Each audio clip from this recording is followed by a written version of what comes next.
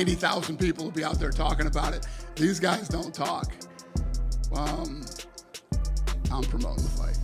Is that fight happening in Vegas still? Because I'll let you guys know when it's time to let you know.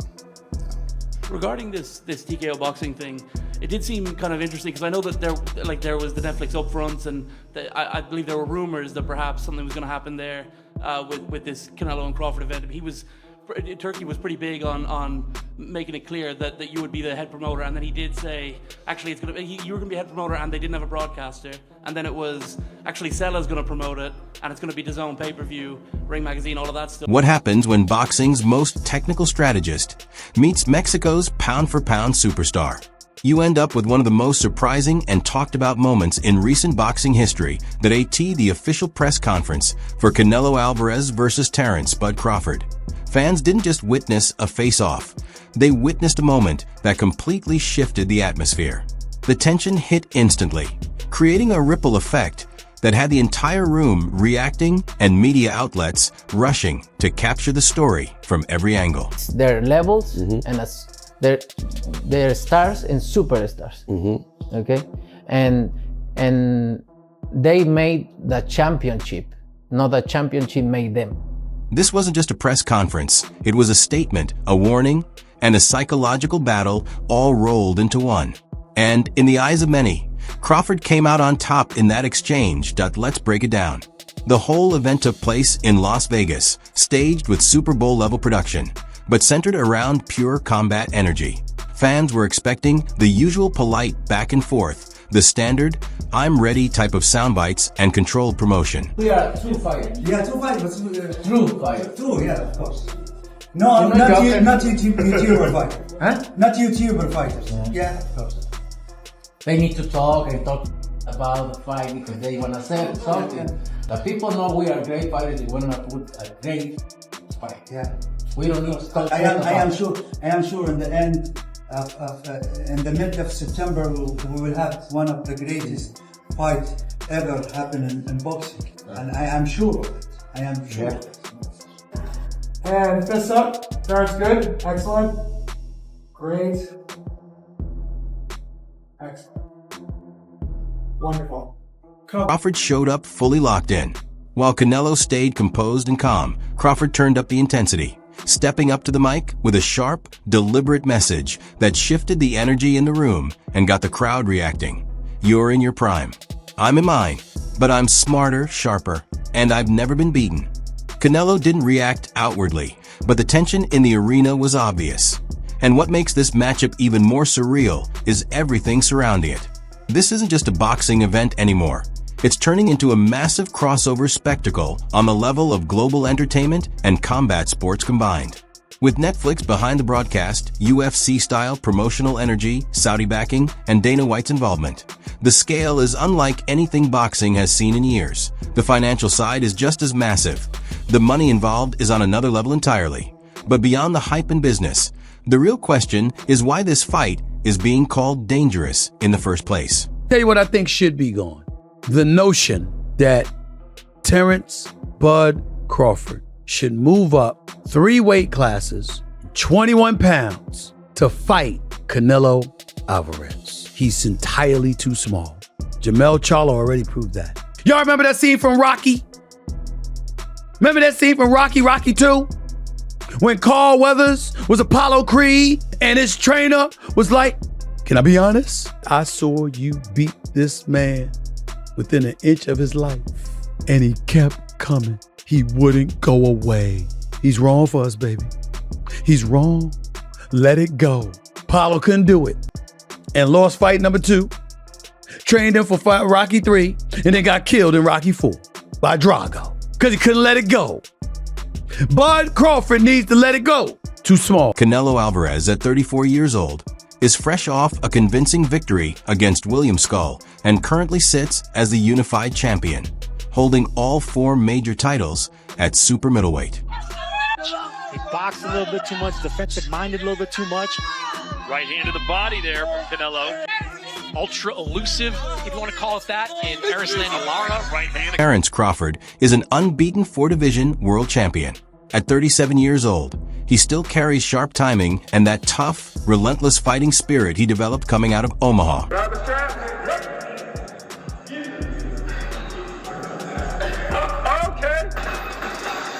Here's the surprising twist. Crawford is stepping up 2 weight divisions just to take this fight. That's not a small move up the ladder. It's more like launching himself off the edge into completely new territory in boxing. I'm saying at once. Right. I'm saying I started at 135. I'm just saying, like, say if Canelo was the champion at 147 to go up 168. Right in one jump. Yeah, in one jump. It's a big jump too. 21 pounds. It's a lot of weight. Many people overlook that Bud Crawford began his career at lightweight, steadily moving up through divisions and proving himself at every step. But super middleweight is a different world. It's Canelo's territory. The difference in weight could show up in more than just size. It can affect punching power, durability, and control inside the ring. Still, if anyone thinks Crawford is intimidated, that's not the case at all. He's coming in with a hunter's mindset. Every time I see him, he'll come and be like, Canelo. You know how Billy do it too, Every time. I'll be like, man, come on, man. Yeah. So every time he say that, you know, I just be like gradually getting into like looking at like, okay. And he's not that big. You know, he heavy, but he not that big. Right. You know, and I'm just like, all right. I'm laughing, but at the same time, it started hitting me like, all right, man, maybe he on to something.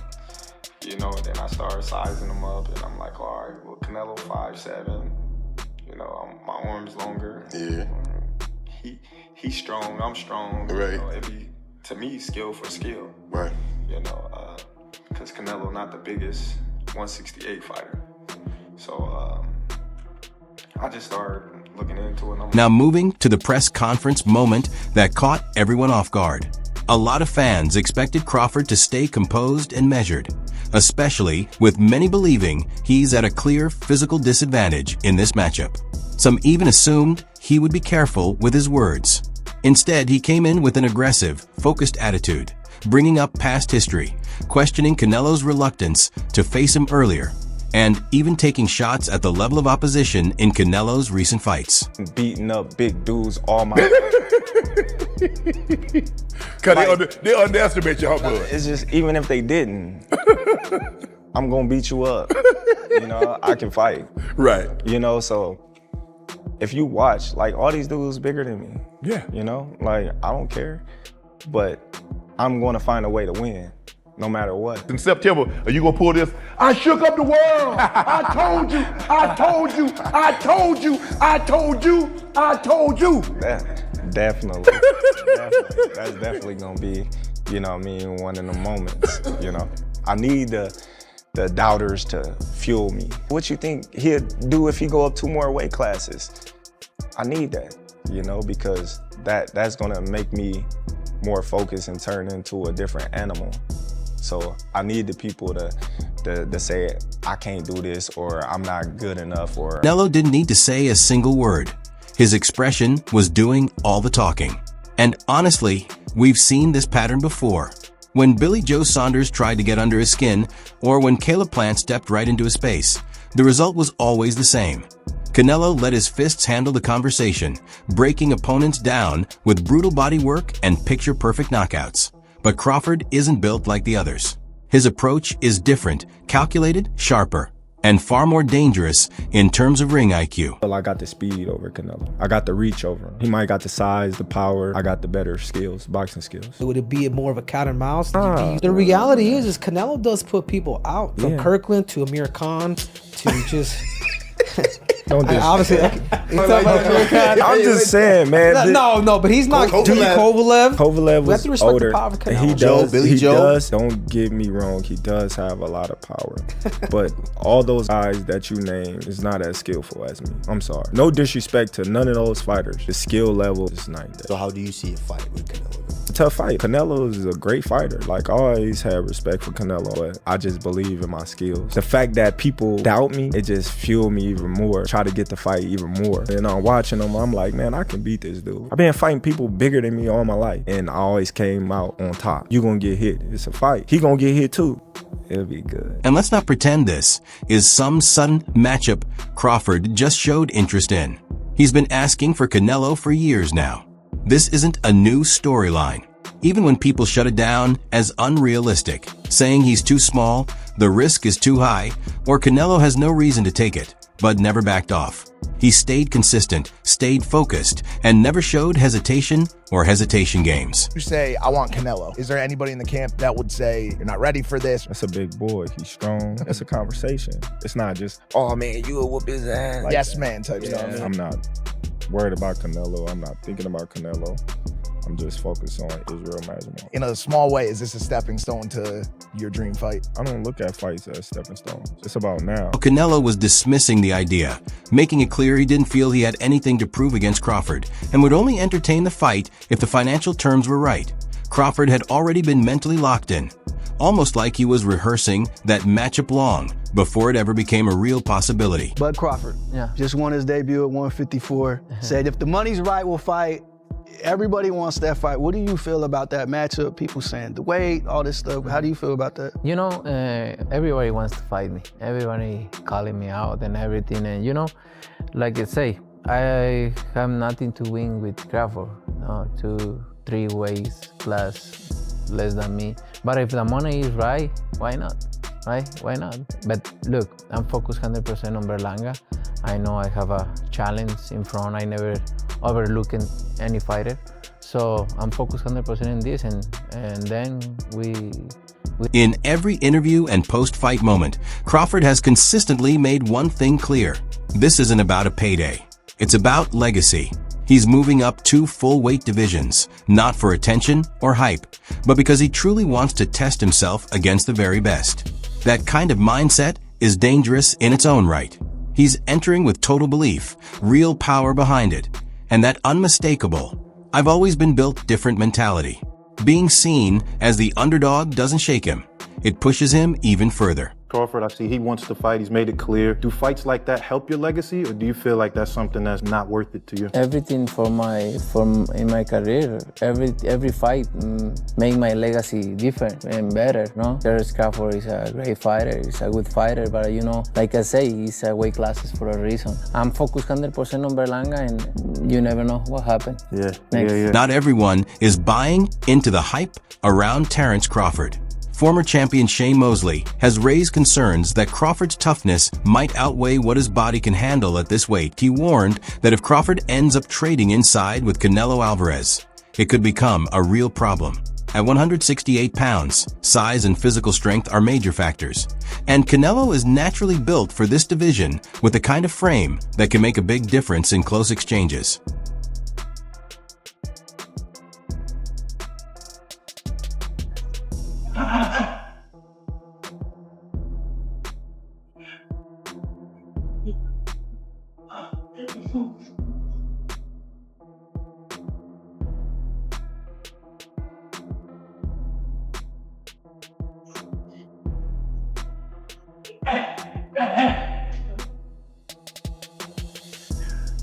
Now here comes the real twist. This fight isn't just about titles. It's about pound-for-pound status, legacy, and pride.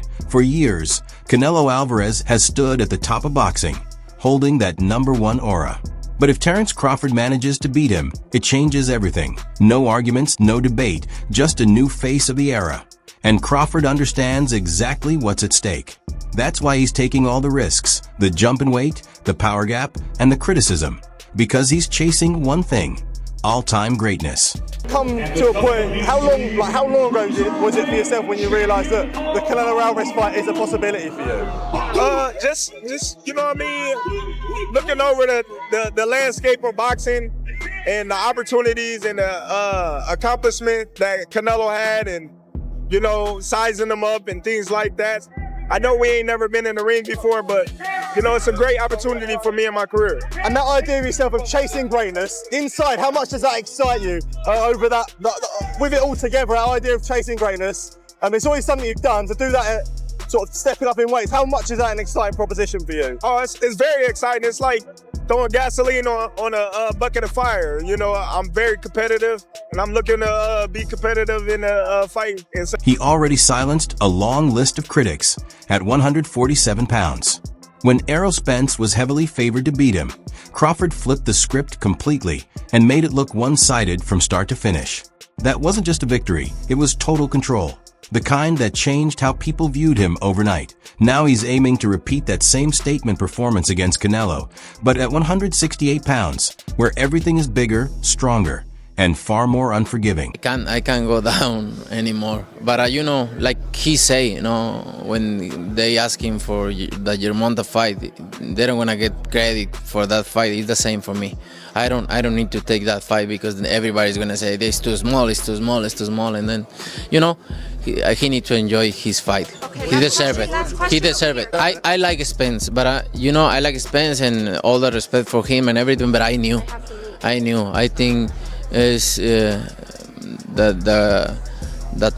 type of fight Terence Crawford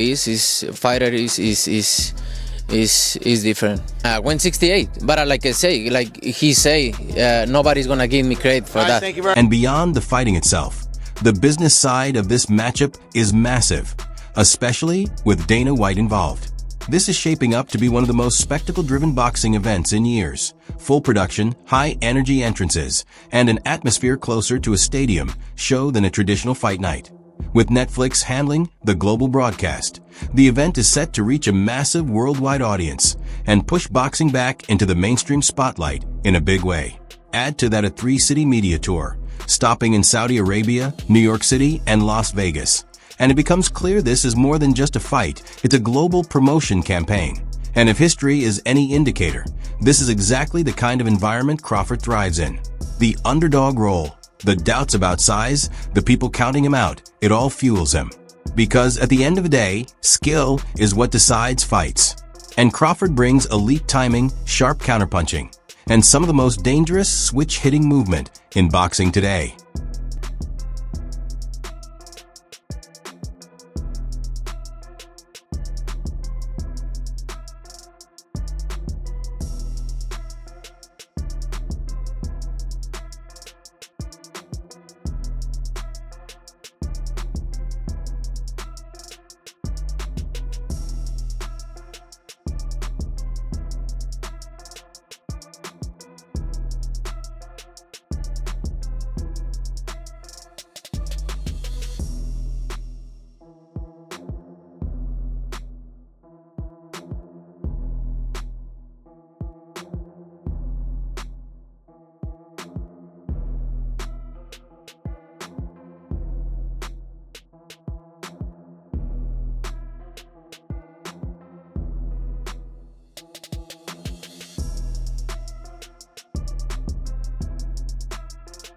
When it comes to pure skill, Crawford isn't just smooth.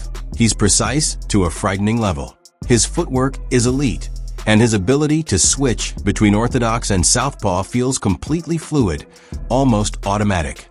On top of that, his ring IQ is razor sharp, allowing him to read opponents in real time and adjust like he's processing every move before it happens. His timing is one of his biggest weapons. He can counter while moving backward, apply steady pressure when needed, or draw opponents in with subtle feints before firing that sharp straight left. Every shot is placed with intention. He doesn't just throw punches, he targets openings with accuracy. Defensively, he's just as difficult to deal with. His head movement, ability to roll with punches, and overall awareness make him extremely hard to trap or break down. At 168, Crawford isn't stepping in just to hang on. He's looking to solve a much bigger problem in the ring, and his skill set gives him a real chance to do exactly that.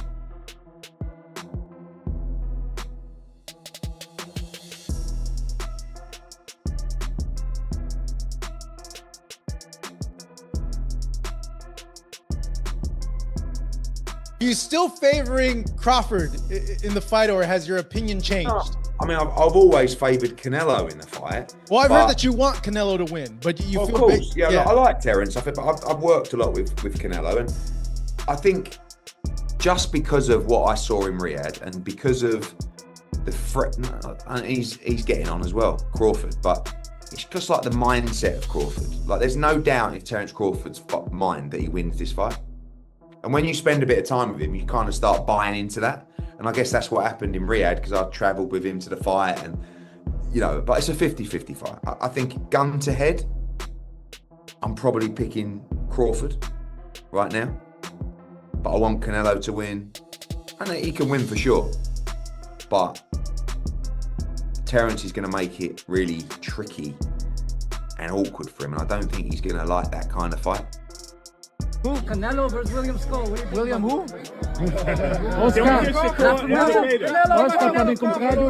Oscar, being back in New York over here. No, let's just say Canelo Crawford, in the history of boxing, and this is the facts. Let's get it. If you see Thursdays, Fact Thursdays, I speak the facts. All right? I'll even do it for you.